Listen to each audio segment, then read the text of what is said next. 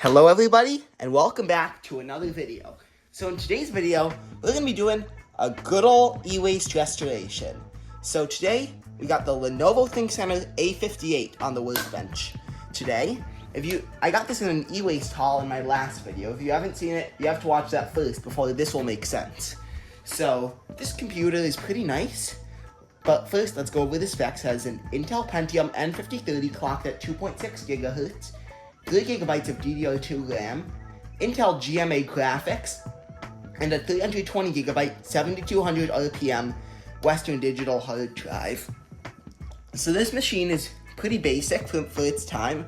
It has Windows 7 on it, but we'll be installing another OS in today's video. So what we'll be doing today is we're going to be maxing out the RAM at 4GB of DDR2. We're going to be installing Windows Vienna on this thing, which if you don't know, it's a custom ISO of Windows Vista made by, well, YouTube user Windows Vista. It has more of a purple theme. It's going to be 64-bit. So we're going to be doing that in today's video. Let's get right into it. But first, we already tested the computer in the last video. So first, we're going to get into some nice restoration. So to open it, I love working on these OEMs. It's quite easy to open. And then we're in. So now we can just start disassembling the machine. We could start by removing the front bezel. It just pops right out like so. So now, with the front panel removed, this computer is literally a grime scene. Look at all that dust. That's nasty. So we'll be again vacuuming this thing, but we're gonna continue to disassemble this we're gonna get down to the bare components. This just lifts up like that so you can get further access into for the RAM. So we're gonna move you guys around. So you got 3GB of Samsung RAM, a 1GB and a 2GB stick, so that'll work perfectly with our Crucial RAM hard drive. So we're gonna be doing a nice good old in-depth cleaning of this with the vacuum. But first, we're just going to disconnect the SATA cable from our optical drive so we can get better access into the optical drive bay. And then now, let's get the vacuum fired up and let's dust this thing out. If y'all want an unedited cleaning montage, here we go.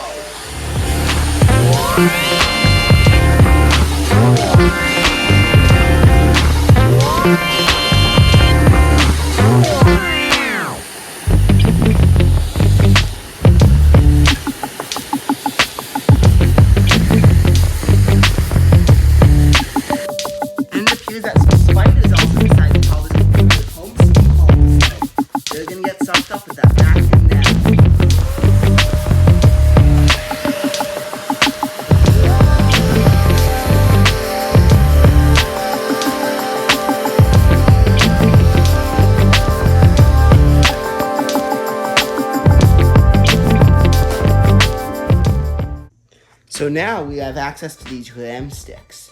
So we're gonna pop out the old DDR2 sticks, and we're gonna pop in the new ones, which I got from an old Dell Optiplex that I got from the recycling center.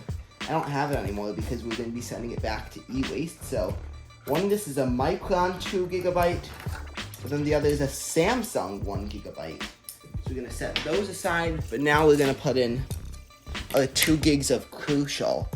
So they go in like normal, as you would expect some RAM to just go in. And then the good news is, at least I originally thought it was DDR3 because it's Windows 7 era, but it's actually DDR2. So at least I have these two sticks of RAM to basically go with the 64-bit OS. And then 4GB is more than sufficient for Vista. If it was less, I would probably install Linux or XP on this thing. So that's good. And we're going to try to look around more to see if there's anything else we can dust off. Cleaning and upgrades complete. We're going to be closing the computer. And it's basically made a complete difference in how it originally was. The good news is the case is in pretty good condition, so we don't need to do any cleaning to the case's exterior. All that needed was the interior cleaning. Now, let's get this thing ready for use. Okay, now we got the machine all hooked up with the peripherals. We got the good old Dell monitor, 1708 FP. We got the IBM keyboard and then a PS2 mouse. So now let's fire it up. So I know the procedure is just to click the enter key to interrupt, start it up, and get into the BIOS menu. ThinkCentre, we got a beep. So this is gonna just put us into the BIOS. Let's just eject the optical drive, and it's empty. So we're gonna pop in our Windows Vienna DVD that we burnt. So we got it from the Internet Archive, this image, because I was able to get into the boot menu. So basically I just had to press the F12 that started up.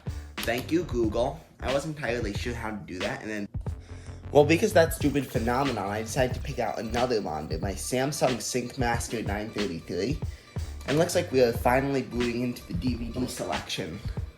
And then, I think I accidentally made it boot into the DVD, like the hard drive, like when I started crashing out in the last clip, because I accidentally selected hard drive instead of DVD CD.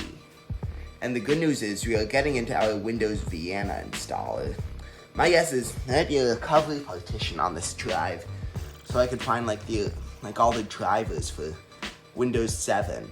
Even though this is Vista, all the drivers for 7 will probably work. So I'll see you guys once we're in the Vienna setup. So we're here on the setup. So if you don't know, this is basically Windows Vista, but more purpley. And then, so as you can see, the Aurora is now tinted purple here.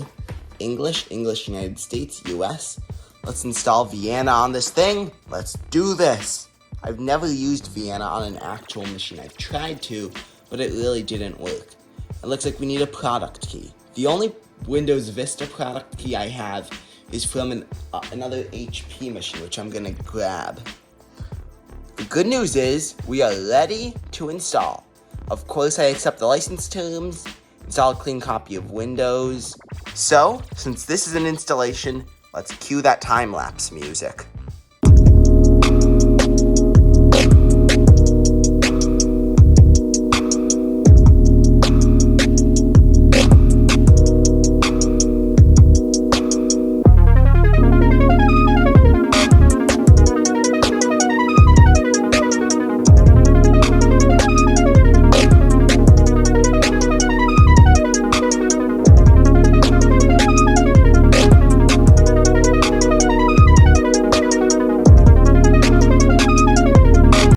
Now we have this thing fully set up.